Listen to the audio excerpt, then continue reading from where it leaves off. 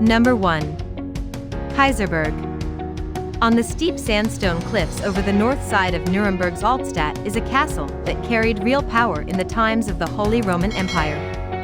The imperial courts met here, and every newly elected emperor was obligated by decree to hold his first imperial diet at Kaiserburg.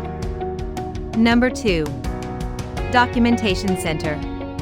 Nuremberg was important to the National Socialist regime because of its status in the Holy Roman Empire and its central location in the German-speaking world. Even before they rose to power in 1933, they had chosen Nuremberg for their annual mass propaganda rallies. Number 3. Nuremberg Trials Memorial.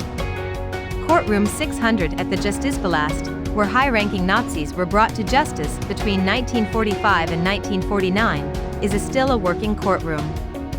It can be tricky to visit during the week unless you come between sessions. Number 4.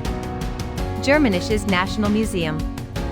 The Germanic National Museum is a sort of treasury for the German-speaking world, mapping its cultural past with over 25,000 exhibits. The galleries are in a complex partly made up of the Nuremberg Charter House. Number 5. Este. Sebaldus Church. Looking at it from the north side, you can tell how Sebaldus Church is in two halves. The west side, including the naves and towers, is Romanesque and early Gothic, from the 13th century. The east side, made up of the hall chancel, is late Gothic and was built around 100 years later. Number 6. Este.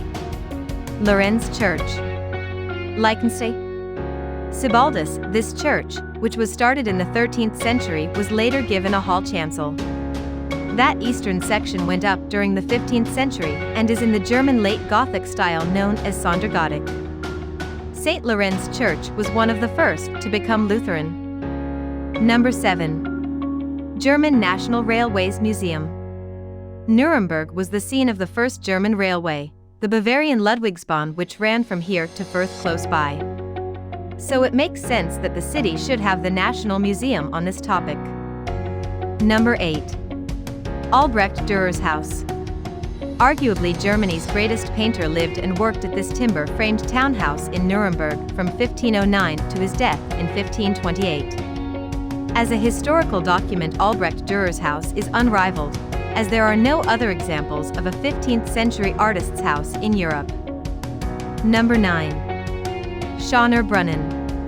One of the wonders of medieval Nuremberg is a 19-meter Gothic fountain on the edge of the main market square.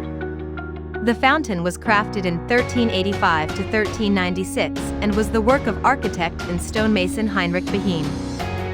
Number 10. City walls. In the long history of Nuremberg's fortifications, the city was only ever captured once, in 1945 by the Americans. These walls were first put up in the 1000s and got their current, streamlined appearance when they were modified for cannons in the 1500s. Hope you liked this video. For more videos, please subscribe to our channel.